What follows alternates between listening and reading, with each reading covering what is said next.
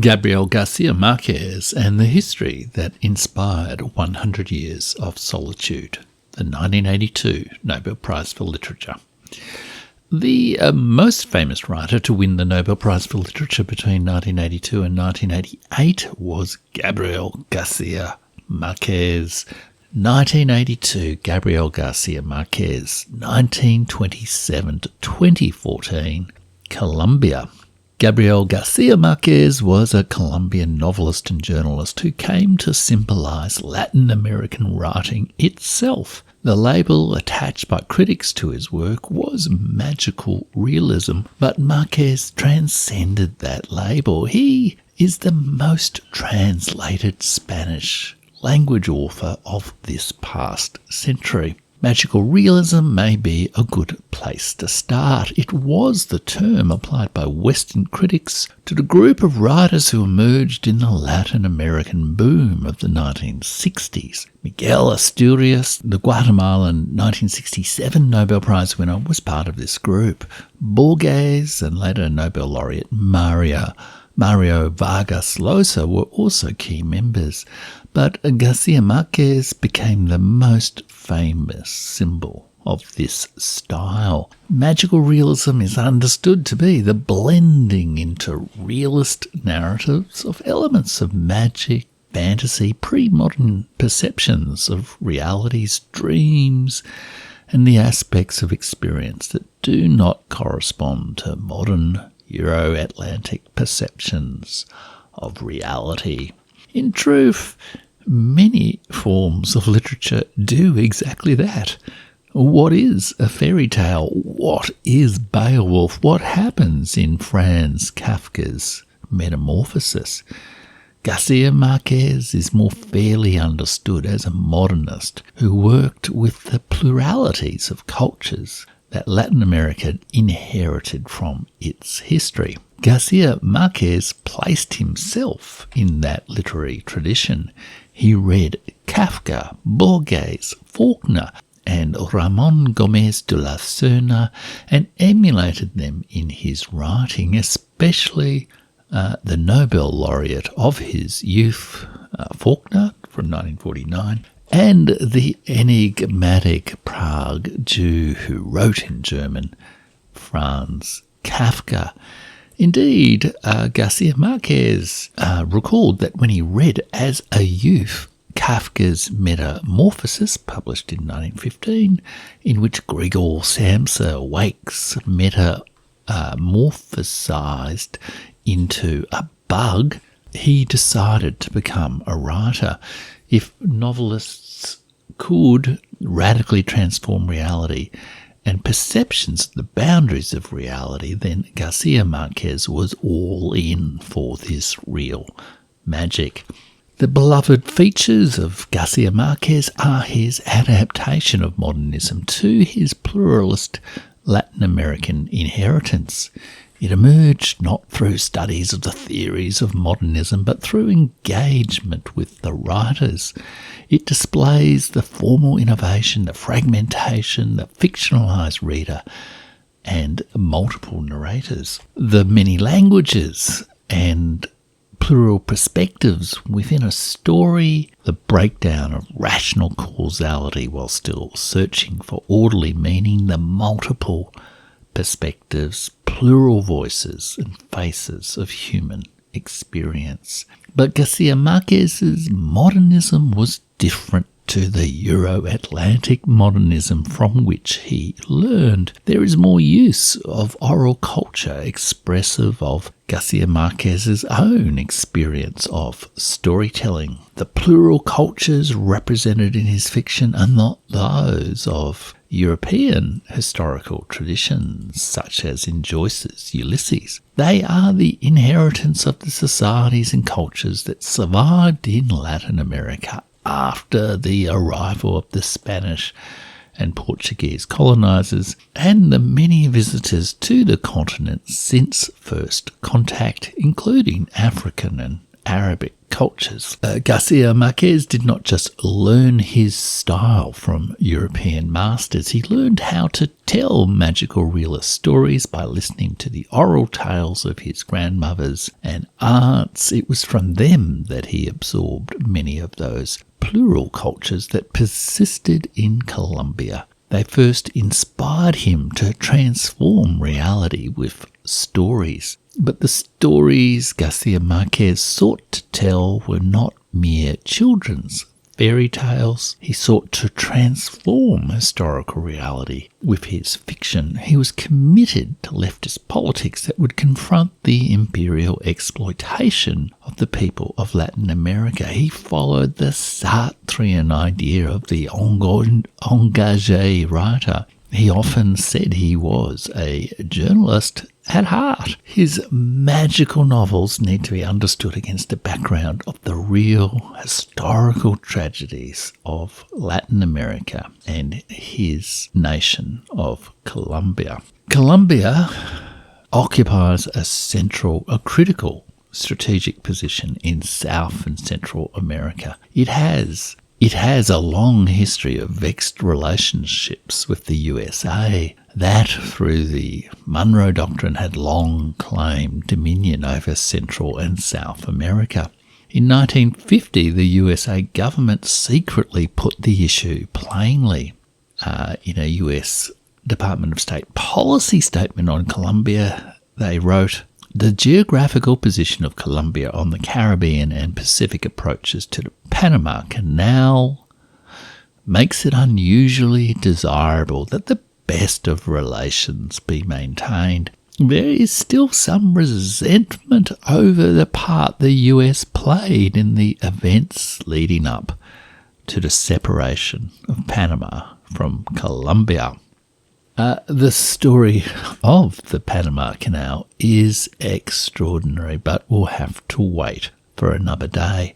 Suffice to say that the USA meddled in and exploited Latin America. In Cold War USA, any lingering Colombian resentment towards this empire in denial was attributed to, quote, communist groups on the one hand and university undergraduates on the other. Among those complainers disparaged by the CIA was Gabriel García Márquez. The 1950 State Department statement on Colombia referred with coded phrases that are still used routinely to events that would shape García Márquez's and Colombia's political experience. Events in Colombia during recent months, they wrote in 1950, have somewhat shaken our faith in Colombian democracy and have presented an obstacle in achieving our objectives. The election of a leader whose friendship for the US and whose devotion to democratic ideals are suspect, countrywide political violence which has not entirely ceased, and a wave of religious persecution are not factors to inspire confidence. In 1948, on the threshold of García Márquez's adult life, the Colombian government was overthrown following a dispute between liberal and conservative parties which culminated in the assassination of the liberal presidential candidate and indeed former president of Colombia. It led to a civil war between 1948 and 1956 known as La Violencia. Riots and violence resulted in over 300,000 deaths, up to 800,000 injuries and 1 million displaced persons. 1/5 of Colombia's population was affected by La Violencia. Gustavo Rojas Pinilla established a military dictatorship and a highly repressive regime. The establishment parties negotiated an end, ultimately, to the communal violence and civil war, but many underlying grievances were overlooked including the overlordship of the USA and its commercial empire. These grievances fueled the armed rebellion FARC, F-A-R-C, Fuerzas Armadas Revolucionarias de Colombia, the Revolutionary Armed Forces of Colombia People's Army, that began in 1964 and continued until a final peace settlement in 2016, with a few splinter groups returning to violence even up to 2024. This political experience made Garcia Marquez's politics very different to European modernists like Eliot, Pound or Knut Hamsun. His views were shaped by neo-Marxism, Sartre's political vision, the experience of colonialism, and the American post-colonial empire, and the Soviet Union's criticism of the colonialism of the Euro-Atlantic empires newly gathered under the American umbrella of NATO. Indeed, in 1955, the Colombian dictator Rojas Pinilla closed the newspaper for which Garcia Marquez was the Paris correspondent. It threw Garcia Marquez into unemployment, adding personal to political grievance, but making a great novelist. Garcia Marquez travelled to Moscow and Prague. He celebrated the Cuban Revolution of 1958. Nor was Garcia Marquez merely a pontificating writer. Between 1982 and 86, with the prestige of the Nobel Prize and his conservative friend Belisario Betancourt as president, Garcia Marquez played a mediatory role in peace talks with FARC, the Revolutionary Armed Forces of Colombia, People's Army. His long opposition to American imperialism, however, made the USA authorities suspicious of the successful magical realist and political leftist. The USA state denied Garcia Marquez a visa to enter the USA until the 1990s, long after his commercial success, with books like 100 Years of Solitude. This novel, 100 Years of Solitude, published in 1967, is widely considered a masterpiece. It contained a crucial incident in relations between Colombia and the USA that shaped Garcia Marquez's outlook and how he told stories of history. In 1928, the United Fruit Company, the USA firm that dominated Central and Latin America, which we have met in the articles on Asturia, 1967, and Neruda, 1971, broke a strike of banana plantation workers. The USA State Department supported its commercial partner and claimed the workers were communists. Together they prevailed on the Colombian government to send in hundreds of Colombian military troops. They killed up to 2,000 people in a massacre to break the workers' will. The massacre, however, was covered up by complicit North and South American authorities. It was not more broadly known until a novel in 1962 by Garcia Marquez's friend Ibarro Cepeda Zamudia, La Casa Grande. Garcia Marquez then fictionalized the massacre in his novel 100 Years of Solitude, or in Spanish, Cien Años de Soledad. Section 15 of the novel, about 3/4 of the way through the book, my edition does not number the chapters, portrays this massacre that was a decisive event in the novelist's experience. Through the eyes of Jose Arcadio Segunda, Garcia Marquez wrote, after his shout, something happened that did not bring on fright, but a kind of hallucination.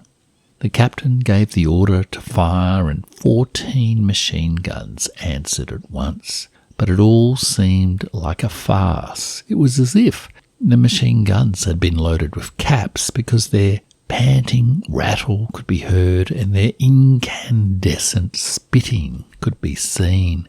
But not the slightest reaction was perceived, not a cry, not even a sigh among the compact crowd that seemed petrified by an instantaneous invulnerability. After this eerie moment in the eye of the storm, the people start to die. 100 Years of Solitude is one of those books that I have wanted to and tried to read for decades, ever since García Márquez's Nobel Prize on the cusp of my own adulthood. But every time I tried, I failed. This year will be different. I know the story that animates the emotional and political soul of the book.